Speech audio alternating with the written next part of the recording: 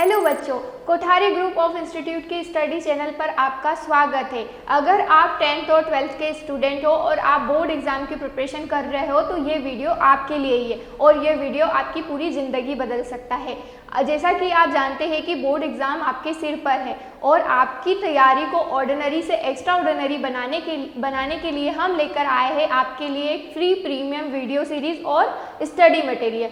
इन दोनों की हेल्प से आपकी जो प्रिपरेशन है, अगर आपकी प्रिपरेशन A+ है, A+ ग्रेड आ रही है तो इस वीडियो और स्टडी मटेरियल की हेल्प से आपकी ग्रेड A++ में कन्वर्ट हो सकती है। तो हम इस वीडियो सीरीज़ में प्रीवियस ईयर के क्वेश्चंस और जो क्वेश्चंस एग्ज़ाम में पूछे जाने वाले हैं या पूछे जाने की संभावना हो सकती है तो उन क्वेश्चंस को डिस्कस करेंगे। तो चलिए है आज की इस वीडियो सीरीज़ का ये लेक्चर स्टार्ट करते हैं। इस लेक्चर में हम डिस्कस करेंगे केमिस्ट्री का क्वेश्चन जो कि CBSE 2018 में पूछा गया था और अभी 2026 में पूछे जाने की संभावनाएं है। क्वेश्चन था कि what is the difference between DNA and RNA। हमें DNA डीऑक्सीराइबोन्यूक्लिक एसिड और RNA राइबोन्यूक्लिक एसिड में उसने डिफरेंस पूछा था, हमें अंतर बताने थे और उन्होंने पूछा था कि कोई 5 अंतर बताइए। ठीक है, तो हम इस क्वेश्चन को कैसे अटेम्प्ट करेंगे एग्जाम में, तो हमें कॉलम बनाना है और DNA और RNA में हमें डिफरेंस बताना है। पहले कॉलम में हम DNA के सारी बातें लिखेंगे। जैसे DNA जो होता है वो कैसा मॉलिक्यूल होता है, डबल स्ट्रैंडेड होता है। ठीक है, 2 हेलिक्स होते हैं, ठीक है, जो कि आपस में कॉइल्ड होते हैं। तो हमें फर्स्ट डिफरेंस लिखना है कि DNA जो है वो डबल स्ट्रैंडेड मॉलिक्यूल है ना, द्विसूत्रीय अणु है, जबकि जो RNA मॉलिक्यूल है वो क्या होता है, सिंगल स्ट्रैंडेड होता है, एकल सूत्रीय अणु होता है। ठीक है, उसके बाद जो दूसरा डिफरेंस है, जो DNA होता है उसमें कौन सी शुगर प्रेजेंट होती है। जैसा कि आपको पता है कि जो DNA होता है, DNA जो मॉलिक्यूल होता है वो किससे मिलकर बना होता है, नाइट्रोजनस बेसिस से मिलकर बना होता है जो कि प्यूरिन्स और पायरिमिडीन्स होती है। ठीक है, और नाइट्रोजनस बेसिस, शुगर और फॉस्फेट ग्रुप, इन तीनों से मिलकर क्या बनता है, हमारा DNA मॉलिक्यूल बनता है जिसे हम बोलते हैं न्यूक्लियोटाइड। ठीक है, तो जो DNA होता है उसमें शुगर जो प्रेजेंट होती है वो होती है डीऑक्सीराइबोस शुगर, है ना। तो DNA में डीऑक्सीराइबोस शुगर प्रेजेंट होती है, लेकिन जो RNA मॉलिक्यूल होता है उसमें शुगर जो कंपोनेंट होता है वो राइबोस होता है ना। डीऑक्सीराइबोस किस में होता है, DNA में, और सिर्फ राइबोस किस में प्रेजेंट होता है, RNA में। बच्चों ध्यान से सुनना, थर्ड जो डिफरेंस है वो क्या है DNA और RNA में।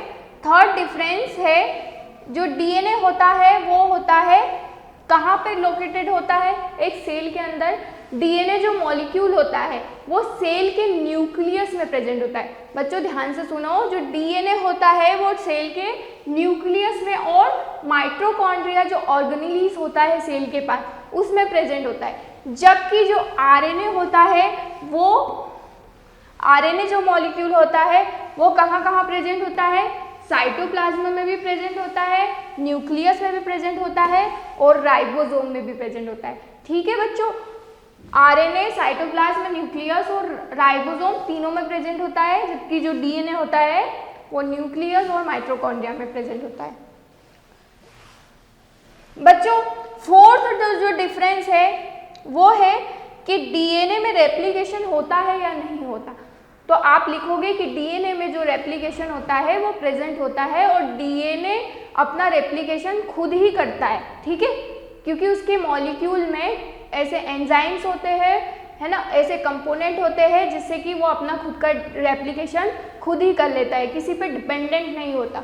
ठीक है, जबकि जो RNA होता है वो रेप्लिकेशन नहीं कर पाता, है ना।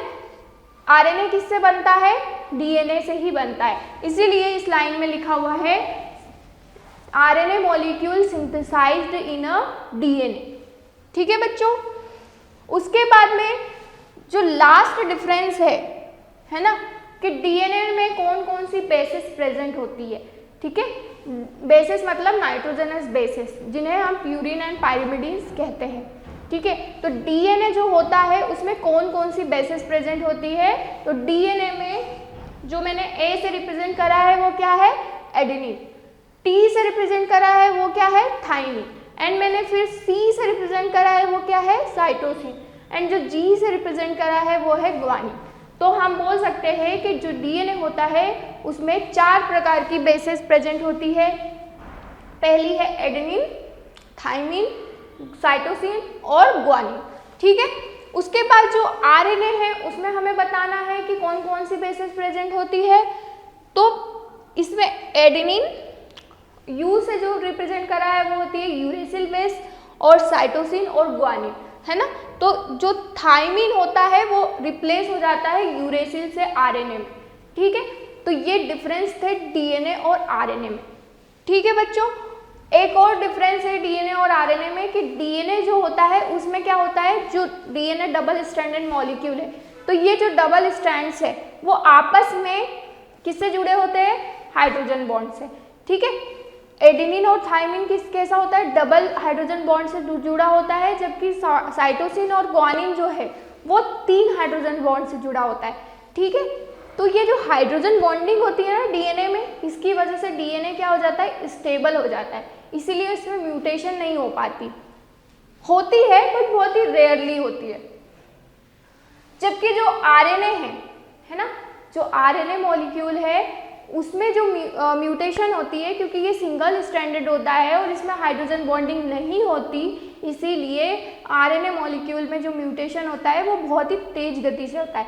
इसलिए हम लिख सकते हैं कि आरएनए में जो म्यूटेशन होती है वो कैसी होती है, फास्टर होती है। देन डीएनए में जो म्यूटेशन होती है वो बहुत ही रेयर दिखाई देती है, ठीक है बच्चों।